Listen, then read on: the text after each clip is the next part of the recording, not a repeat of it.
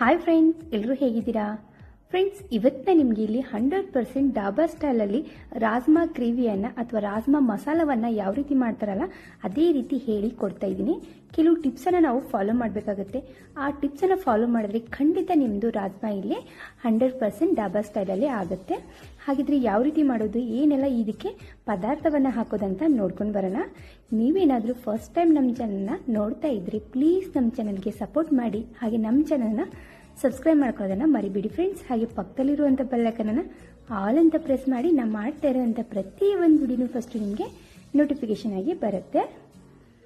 ಮೊದಲಿಗೆ ನಾನು ಇಲ್ಲಿ 2 ರಿಂದ 3 ಮುಷ್ಟಿ ಆಗೋಷ್ಟು ರಾಜ್ಮಾನ ತಗೊಂಡಿದ್ದೀನಿ.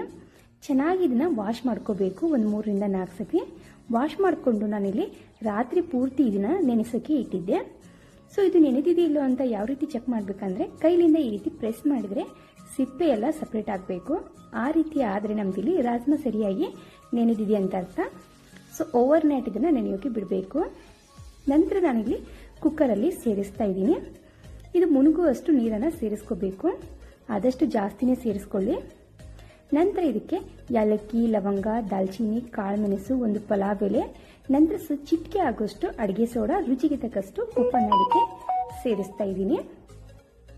ನಂತರ ನಾವು ಇದನ್ನ 3 ರಿಂದ 4 ವಿಸಿಲನ್ನು ಕೂಗಿಸ್ಕೋಬೇಕು. ಮತ್ತೆ ನೀವು ಓಪನ್ ಮಾಡಿ ನೋಡಿ, ಇನ್ನು ಕುಕ್ ಆಗಿಲ್ಲಪ್ಪ ಅಂದ್ರೆ 2 ವಿಸಿಲನ್ನು ನೀವು ಕೂಗಿಸ್ಕೋಬಹುದು. ನಾನಿಲ್ಲಿ 3 ವಿಸಿಲನ್ನು ಕೂಗಿಸ್ಕೊಂಡಿದ್ದೀನಿ. ಚೆನ್ನಾಗಿ ಇಲ್ಲಿ ಕುಕ್ ಆಗಿದೆ. ನಂತರ ನಾನಿಲ್ಲಿ 1 ಗಡ್ಡೆ ಬೆಳ್ಳುಳ್ಳಿ, ಅರ್ಧ ಇಂಚು ಶುಂಠಿ, 1 ದೊಡ್ಡ ಗಾತ್ರದ ಟೊಮೆಟೊ ಅನ್ನ ಸೇರಿಸ್ತಾ ಇದ್ದೀನಿ. ಕೊತ್ತಂಬರಿ ಸೊಪ್ಪನ್ನು ಕೂಡ ಇಲ್ಲಿ ಸೇರಿಸ್ತಾ ಇದ್ದೀನಿ.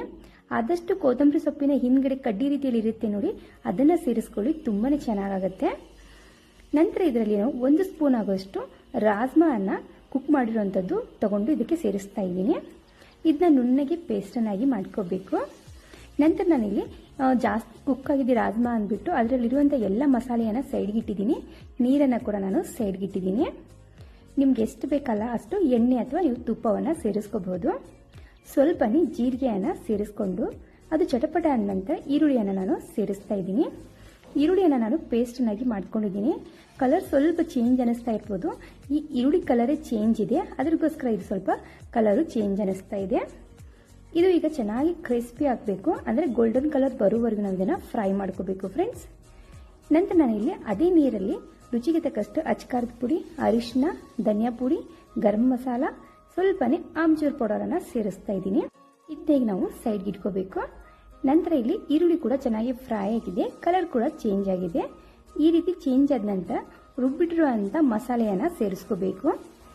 ಇದು ಕೂಡ ಚೆನ್ನಾಗಿ ಹಸಿ ವಾಸನೆ ಹೋಗಿ ತಳ ಹಿಡಿಯೋವರೆಗೂ ಇದನ್ನು ನಾವು ಫ್ರೈ ಮಾಡ್ಕೋಬೇಕು ಫ್ರೆಂಡ್ಸ್. ನೀವು ಬೇಕಂದ್ರೆ ಈ ರೀತಿ ಫ್ರೈ ಮಾಡುವಾಗನೇ ಉಪ್ಪು, ಖಾರ, ಅರಿಶಿನ ಎಲ್ಲವನ್ನ ಕೂಡ ಸೇರಿಸ್ಕೋಬಹುದು. ಆದರೆ ನಾನಿಲ್ಲಿ ಒಂದೇ ಸತಿ ಸೇರಿಸಿದ್ರೆ ಆಯ್ತಲ್ಲ ಅಂದ್ಬಿಟ್ಟು ನೀರಲ್ಲಿ ಸೇರಿಸಿದ್ದೀನಿ.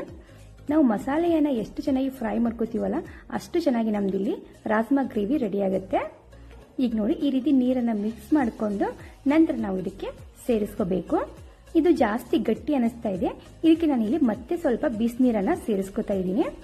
ಮೊದಲಿಗೆ ಇಲ್ಲಿ ರುಚಿಗೆ ತಕ್ಕಷ್ಟು ಉಪ್ಪನ್ನು ಹಾಕೊಂಡಿದ್ದೀನಿ ಫ್ರೆಂಡ್ಸ್.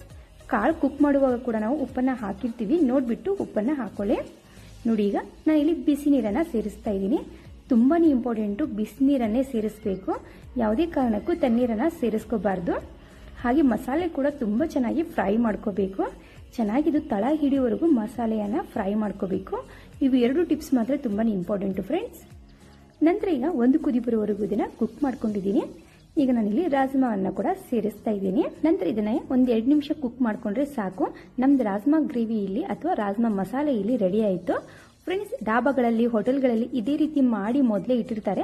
ಸೊ ನಾವು ಆರ್ಡರ್ ಮಾಡಿದ ಮೇಲೆ ಅವರು ಬೆಣ್ಣೆಯಲ್ಲಿ ಇದನ್ನ ಒಗ್ಗರಣೆಯನ್ನು ಹಾಕಿ ಕೊಡ್ತಾರೆ. ನಾನಿಲ್ಲಿ 1 ಚಮಚದಷ್ಟು ಬೆಣ್ಣೆಯನ್ನು ಸೇರಿಸ್ತಾ ಇದ್ದೀನಿ. ಬೆಣ್ಣೆಯನ್ನು ನಿಮ್ಮ ಕ್ವಾಂಟಿಟಿ ಪ್ರಕಾರ ನೀವು ಜಾಸ್ತಿ ಕೂಡ ಸೇರಿಸ್ಕೋಬಹುದು. ನಂತರ ಇದಕ್ಕೆ ನಾನಿಲ್ಲಿ ಸ್ವಲ್ಪನೇ ಕಸ್ತೂರಿ ಮೇಥಿಯನ್ನು ಸೇರಿಸ್ತಾ ಇದ್ದೀನಿ. ಇದ್ರ ಫ್ಲೇವರು ಸಖತ್ತಾಗಿ ಬರುತ್ತೆ. ನೀವು ಖಾರ ತಿನ್ನೋರಾದ್ರೆ ಹಸಿಮೆಣಸಿನಕಾಯಿ ಕೂಡ ಕಟ್ ಮಾಡಿ ಸೇರಿಸ್ಕೋಬಹುದು, ಇಲ್ಲಪ್ಪ ಅಂದ್ರೆ ಕೆಂಪು ಮೆಣಸಿನಕಾಯಿ ಕೂಡ ಸೇರಿಸ್ಕೋಬಹುದು. ಚೆನ್ನಾಗಿ ಇದನ್ನ ಮಿಕ್ಸ್ ಮಾಡಿಕೊಂಡು ನಂತರ ಈ ಒಗ್ಗರಣೆಗೆ ಸೇರಿಸ್ಕೋಬೇಕು. ಡಾಬಾಗಳಲ್ಲಿ ಈ ರೀತಿ ಮಾಡೋದಿಲ್ಲ.